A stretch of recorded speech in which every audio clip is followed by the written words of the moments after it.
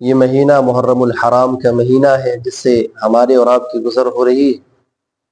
یہ مہینہ اللہ تبارک و تعالیٰ کا مہینہ ہے اور بڑی ہی جو ہے بابرکت مہینہ ہے اور بڑی محترم مہینہ ہے۔ اس کے اندر دو پہلو ہیں، ایک کام تو جو ہے عبادات سے تعلق سے ہے اور ایک کام جو ہے خرافات کے تعلق سے ہے۔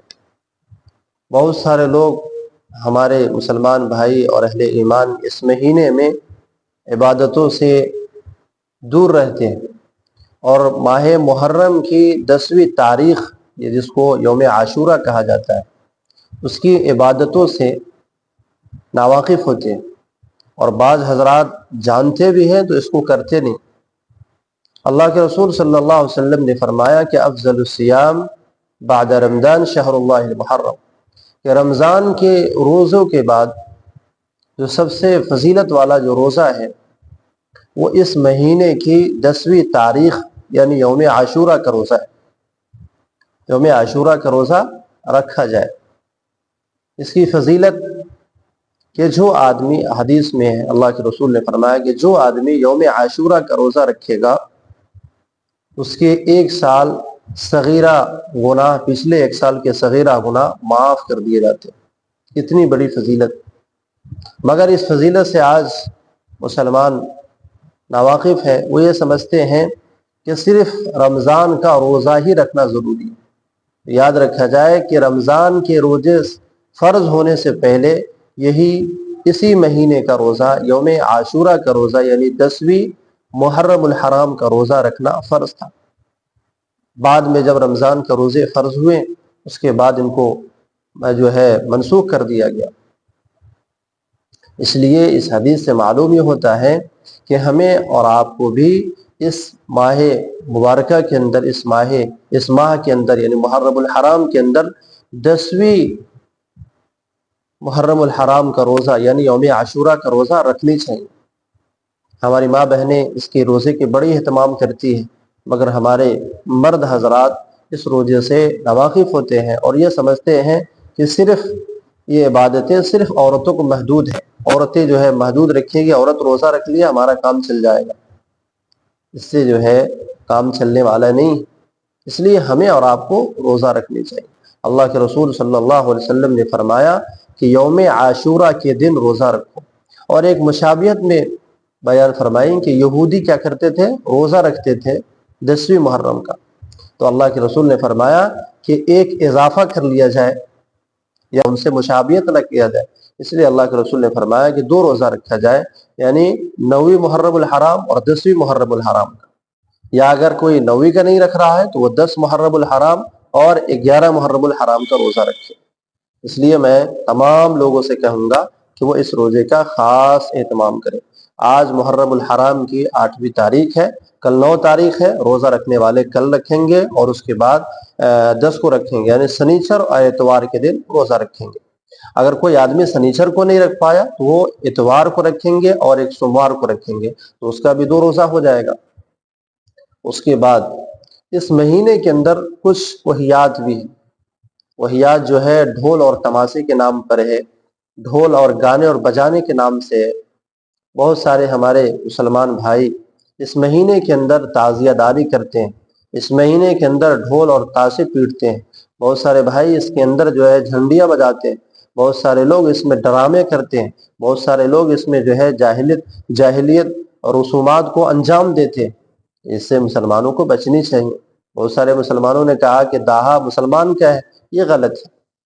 اس کی سوچ اور اس کی فکر بالکل غلط ہے۔ اس لیے داہا یہ مسلمانوں کا نہیں ہے۔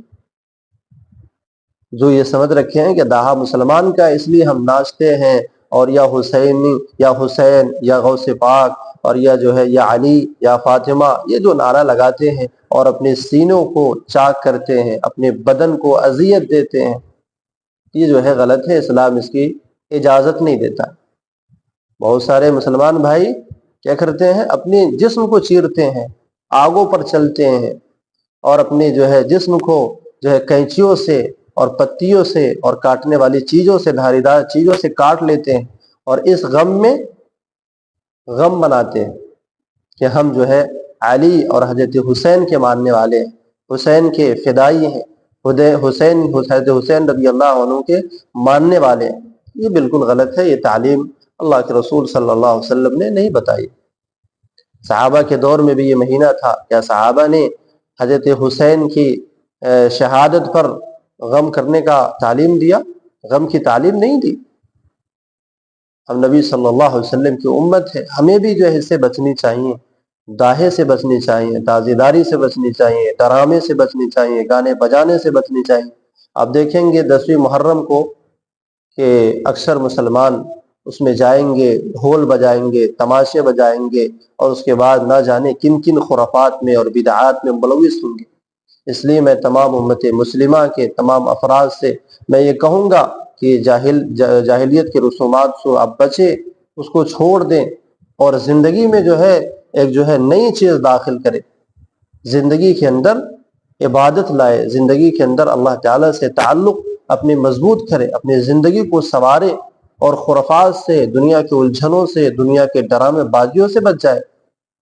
اور بعض جگہوں پر تو دیکھنے کو یہ ملتا ہے کہ اچھے اچھے نمازی، اچھے دیندار، جس کے سروں پر ٹوپیاں ہیں، جس کے چہرے پر داڑھیاں ہیں، وہ بھی اس ڈرامے میں موجود ہوتے ہیں، اور وہ اپنی جذباتی شوق دکھاتے ہیں کہ ہم مسلمان ہیں، ہم میاں بھائی ہیں، ہم مسلمان ہیں، ہم ایمان والے ہیں۔ تو یاد رکھیے کہ آپ کی نماز اگر آپ کو نہیں روک رہی ہے بے حیائی سے، ان الصلاۃ تنہی عن الفحشاء والمنکر والبغی، نماز تمام بے حیائی، تمام عریانیت، تمام فحاشی، تمام بدکاری، تمام ناجائز تعلقات سے نماز ایک مصلی کو روک دیتی۔ اگر آپ کی نماز آپ کو بے حیائی سے نہیں روک رہی ہے، آپ کی نماز آپ کو حرام کردہ چیزوں سے نہیں روک رہی ہے، منہیات سے نہیں روک رہی ہے، مکروہات سے نہیں روک رہی ہے، ممنوعات سے نہیں روک رہی ہے، بے پردگی سے نہیں روک رہی ہے، جھوٹ سے نہیں روک رہی ہے، غیبت سے نہیں روک رہی ہے، رسومات سے نہیں روک رہی ہے، تو آپ کی نماز قابل قبول نہیں ہے۔ آپ کی نماز کے اندر وہ مٹھاس نہیں ہے، آپ کی نماز کے اندر وہ طاقت نہیں ہے، آپ کی نماز کے اندر وہ چاشنی نہیں ہے۔ اس لیے بھائی، نماز پڑھ رہے ہیں اور غلط کاری کر رہے ہیں، نماز پڑھ رہے ہیں ڈرامے بجا رہے ہیں، نماز پڑھ رہے ہیں بے حیائی کے پیچھے جا رہے ہیں، نماز پڑھ رہے ہیں خرافات کے پیچھے جا رہے ہیں، اس سے بچنے کی ضرورت ہے۔ اور ہر امت کو یہ تعلیم دینی، ہر انسان کو بتانا ہے کہ بھائی یہ تعزیہ داری اسلام کا رکن نہیں ہے، اسلام کی تعلیم نہیں ہے، یہ غیروں کا طریقہ ہے۔ اگر ہم بھی غیروں کے کلچر کو اختیار کرتے ہیں، غیروں کے طور طریقوں کو اختیار کرتے ہیں، اللہ کے رسول صلی اللہ علیہ وسلم نے فرمایا کہ جو آدمی کسی قوم کی مشابہت اختیار کرتا ہے وہ اسی میں سے